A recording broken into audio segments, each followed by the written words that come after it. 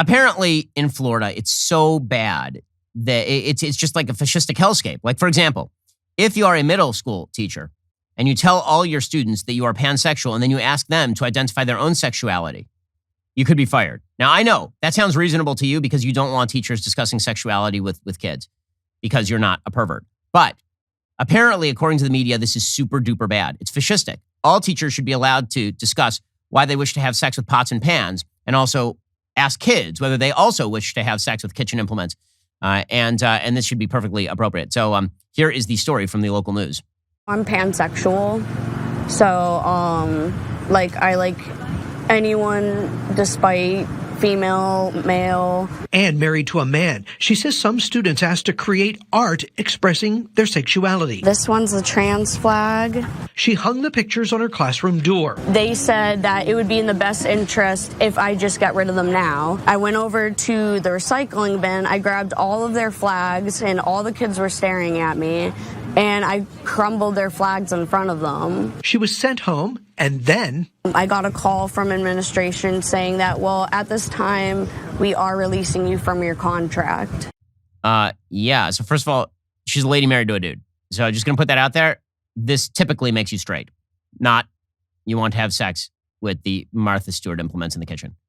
But I do love that this is apparently supposed to be okay behavior in schools, according to the left.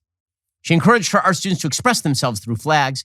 And then she asked them to express themselves about sex flags. That's what these are. She wasn't like, express yourself with a Brazilian flag, right? See if you are, like, if you're an Israeli citizen or you like Israel, then put up like your favorite country's flag. It was express who you want to have sex with in this flag as part of the school curriculum, which is against the law in the state of Florida, because again, this is not appropriate. It isn't. So good. I mean, good. I'm glad that you're fired. And she's a married lady. And there are pictures of her on her wedding day in January 2021. Following the class, she hung pictures her students had drawn on her classroom door, said school administrators told them to take them down. And apparently, it's just amazing. By the way, this person's father then said, my daughter, Mrs. Casey Scott, never had open discussions with students about sexual orientation. A student asked her a question. She answered it without thinking of how it might be used against her. And then she asked them to draw sex flags. So yeah, that's not true. So yeah, that's really well done. Really well done there. But by the way, good. I wouldn't want this person teaching my kids, would you? On the taxpayer dime. Meanwhile, amazing story from the New York Times, and just demonstrates again that propaganda is propaganda. New York Times, few transgender children change their minds after 5 years, study finds. But the study, which began in 2013, may not fully reflect what's happening today when many more children are identifying as trans. So you're asking yourself, why exactly are kids who identify as trans not changing? Because it turns out that desistance usually is in the 70 to 90% range. Quote, young children who transition to a new gender with social changes, taking on new names, pronouns, haircuts, and clothing, are likely to continue identifying as that gender 5 years later, according to a report published on Wednesday, the first study of its kind. The data comes from the Trans Youth Project. So it's, of course, a left-wing interest group, a well-known effort following 317 kids across the United States and Canada who underwent a so-called social transition between the age of 3 and 12. 3. Participants transitioned on average at age 6.5. Okay, I have a nearly 6-year-old son. Y'all are crazy. Y'all are ghouls. You're out of your damned minds. Hey, you want to know why kids are still identifying this way? Because you are socially reinforcing them. This is Munchausen syndrome by proxy. You feel like it makes you a better parent to sexually indoctrinate your 6-year-old or treat your 3-year-old as anything but delusional when they say they're a member of the opposite sex or just using their imagination.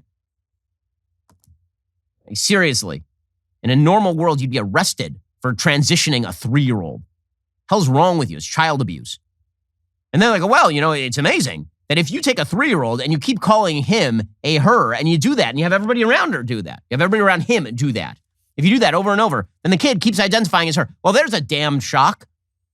Almost as though when you socially pressure small children to engage in a delusion, they continue to engage in the delusion. Why, surprise, surprise.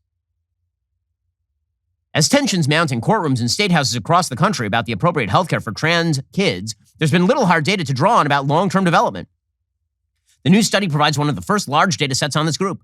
The researchers plan to continue following this cohort for 20 years after their social transitions began. So first of all, I love that the cohort, like, how do they even identify the cohort? How does it identify to the cohort? Meaning, like, how did they identify these 317 kids? Did they voluntarily sign up with a left-wing interest group in the first place and then re-indoctrinate their kids every day for years? Shocker. Dr. Olson and other researchers pointed out the study may not generalize to all trans kids. 2/3 of the participants were white, for example. Parents tended to have higher incomes and more education than the general population. All of the parents were supportive enough to facilitate full social transitions. Again, this is about the parents. It's not about the kids. It's about the parents. It's about parents who wish for attention and they wish to be seen as morally superior by their fellow yoga club groupies. It's screwing up kids for your own sick pleasure. Really solid stuff there, New York Times. The battle for the culture is heating up. We here at the Daily Wire are making some big moves. So be sure to like, subscribe, ring that bell, because you're not going to want to miss a single moment.